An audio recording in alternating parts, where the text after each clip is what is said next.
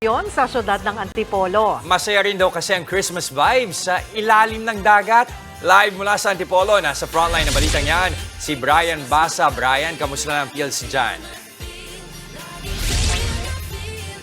Cheryl Jess, under the sea ang feels ng Christmas season dito sa Antipolo. Mataas man ang lugar, may malalim na hugot naman sa kanilang pamaskong dekorasyon ang mga taga rito ngayong taon.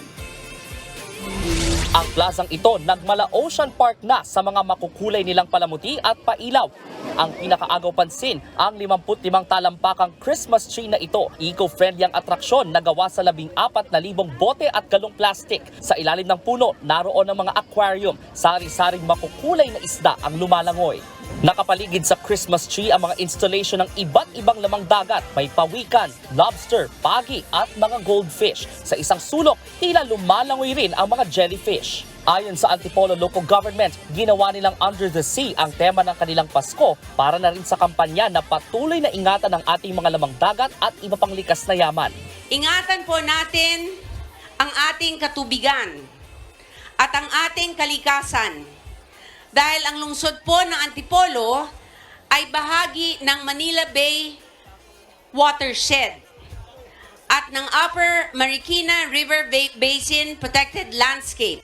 Para sa ilang namamasyal, achieve naman ang goal na ito. Bukod sa kanilang mga agaw eksenang Christmas decor, patok din sa mga dumarayo rito sa Antipolo ang kanilang Christmas Bazaar at Night Market. Paano ba naman lahat ng kailangan yung pamasko? Meron dito, lalo na yung mga ipinagmamalaking produktong gawang Antipolo. Meron pa kaming isang ipapakita sa inyo, mapapanganga kayo sa Christmas tree ng Provincial Capitol. Alam nyo kasi, umiikot ang mga baitang nito. At tulad ng sa Sumulong Park, gawa ang Christmas tree na ito sa 13,000 na plastic bottles. Merong makina sa loob kaya napapagalaw ang punong ito. Muli, bahagi ito ng Yes to Green campaign na programang pangkalikasan ng lalawigan ng Rizal. Samantala, bukas ang Bazaar at Night Market dito bandang alas 6 ng gabi, habang yung sa Sumulong Park naman ay pwedeng pasyalan din araw-araw mula alas 6 ng umaga. Hanggang hating gabi po, kayo pwedeng mamasyal sa mga atraksyon at tindahan dito. Balik sa inyo. Maraming salamat, Brian Basa. Oo nga, mapapa. Mga kapatid, Cheryl Cosim po. Iba na ang may alam at may pakialam sa panahon ngayon.